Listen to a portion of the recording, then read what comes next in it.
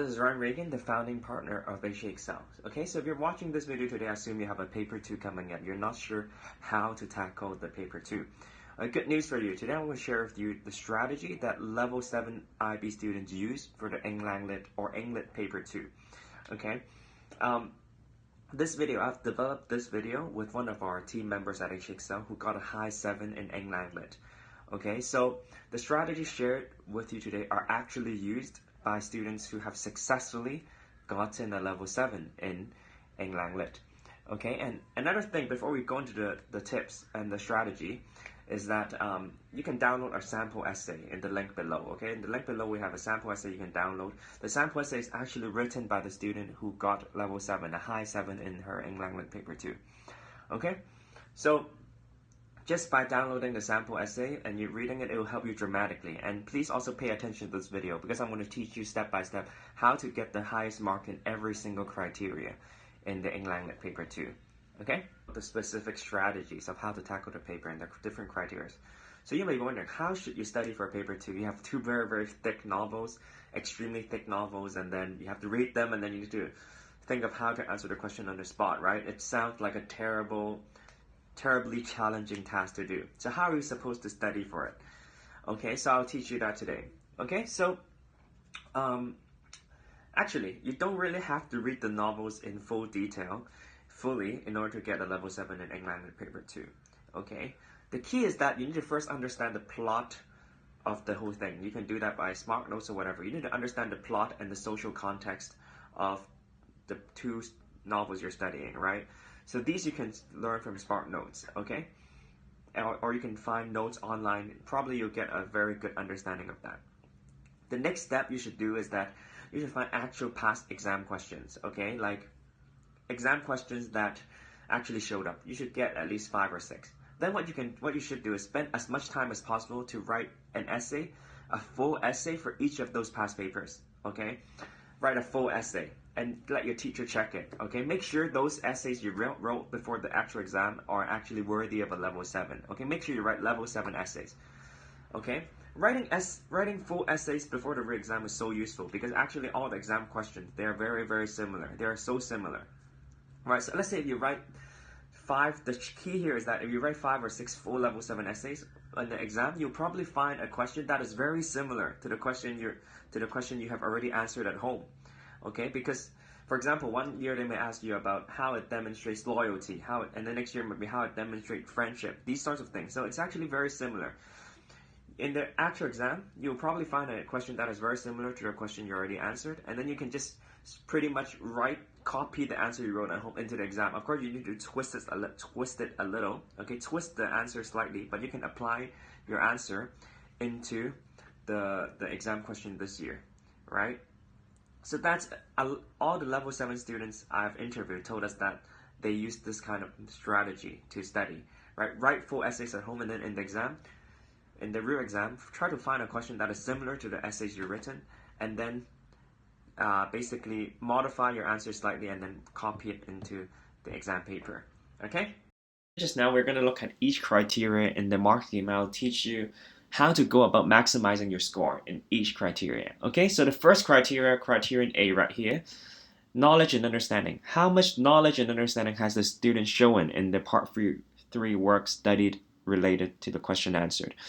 Okay, so in order to get 5 marks, you need to show a perceptive understanding of the text in part 3. What does it mean? How do you show understanding in paper 2? Now let's look at the notes that are made by our IB experts at HKExcel. Okay, so criterion A, actually it's all about the context. Okay, so you need to show that you have a good understanding of the cultural context, the historical context, and the cultural context. Okay, so if your writing can demonstrate that you understand the context of the piece, then that's how you really demonstrate your understanding of the work. Okay, so I'll show you how you can go about doing that in your writing. Okay, so let's look at an example. Okay, so for example, when there's a question, to what extent could the 2 works you studied be considered a work of protest? Okay, this was the question, and this is a paragraph the student wrote. You can see.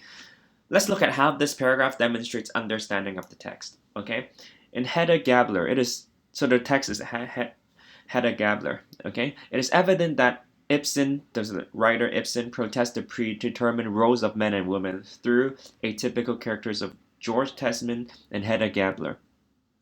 Okay, this reflected in the actions of these characters in the play, where it is evident that there is a role reversal between George and Hedda. For example, specifically in Act 1 of the play, where Tesman brings George his old slippers, through which he excitedly replies and is immediately fascinated with.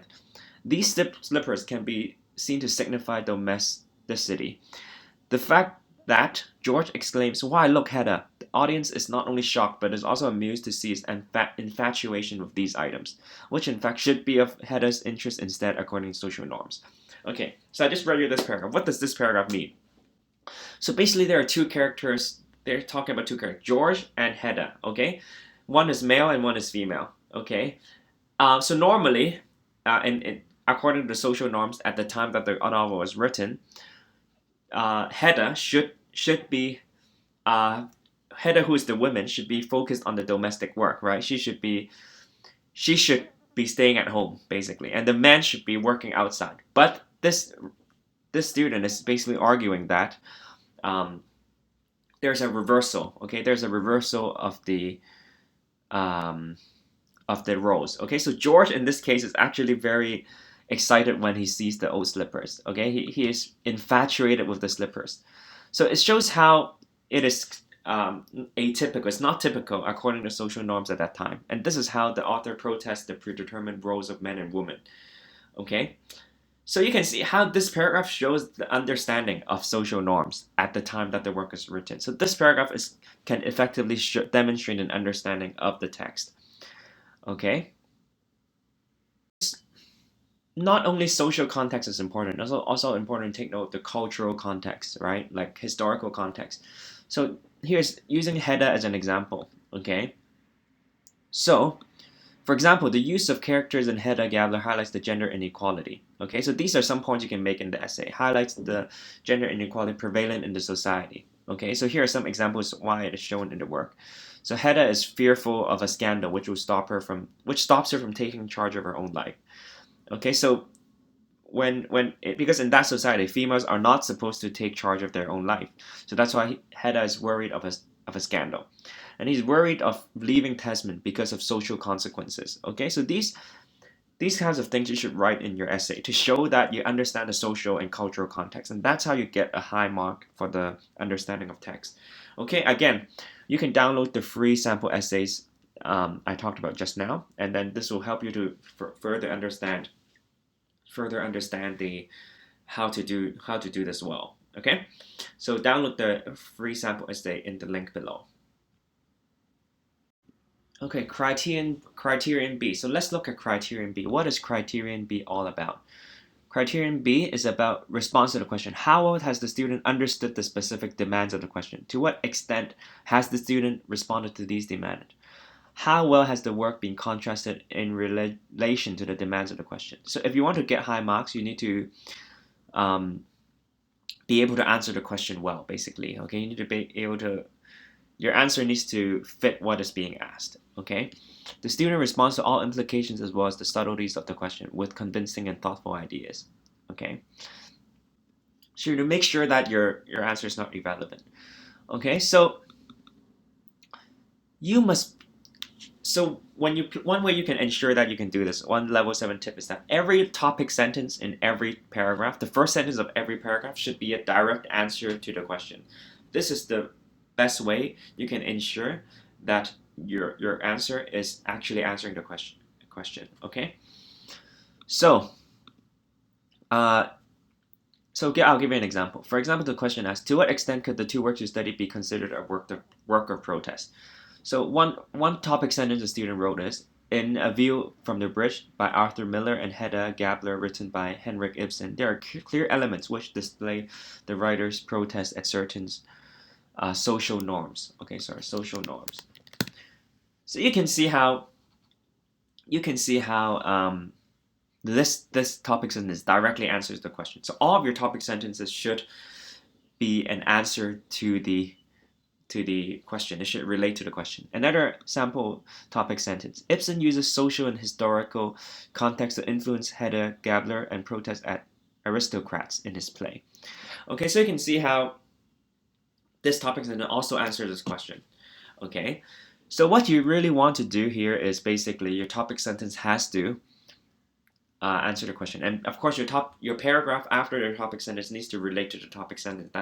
That is basic essay writing technique, right? Okay. Now let us look at criterion C. Criterion C is probably the hardest criteria, to be honest. It's the most technical one. And criterion C says is the application of literary conventions to the genre. To what extent does the student identify and appreciate the use of literary conventions related to the question and the works used? Okay. So here, 5 marks. Examples of literary conventions are perceptively identified and persuasively developed with clear relevance to the question and the work used. So basically, this is about your understanding of literary devices, of stylistic features. Okay, in your answer you need to have a lot of examples of stylistic feature and literary conventions that you talk about and use to support your answer. Okay, so that's why it's the most technical. You need to really be able to pick up literary devices and stylistic features from the work to support your answer. So what can you do for that? Okay, so here are some things you should take note of. It's not just literary devices. These are the other things. Structure. Okay, so what is the structure of the writing? What is the style of the writing? What are the symbols, important symbols? For example, just now we talked about slippers as a symbol of domesticity, right? Genre, what kind of genre it is, what kind of tone does the writer use, what is the setting, what are the techniques, like literary devices, all of these literary devices written here, right? So, and then also characterization, how are the characters being characterized? Like, for example, what type of language do the characters use? Okay, what kind of language in the play allows audience to know the characters' relationships? Okay, like dramatic features as well. Okay, and then key aspects of each character, these sorts of things. So you need to all of these things that I mentioned, you need to include in your answer to support your answer. Okay, so you can read, as I said just now, you can download our sample essay to see how this level student did this. But of course, it's going to be different depending on what work you use, what kind of text you analyze, right? But you need to consider all of these things, right? Structure, style, symbols, genre, tone, setting, literary techniques, characterization, all these kinds of things needs to be carefully considered. Okay.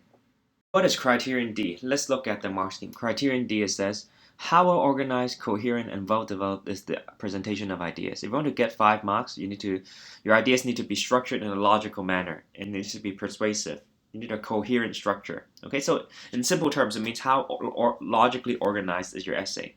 I think this is probably the easiest criteria to get a high mark on, because it's just basic writing skills. You just need to craft together an essay that makes logical sense. Okay, that's properly structured. So how should you go about doing that? First, you should have at least 6 body paragraphs. So introduction, conclusion, and then between introduction and conclusion, there should be 6 body paragraphs at least. So that's kind of like 3 paragraphs on each text. Okay, another basic term you should have learned in middle school essay writing. Each paragraph should focus on one major aspect or area. Okay, so that's how your essay is going to make logical sense. Each paragraph should focus on one area. So for example, I'll give you a topic sentence.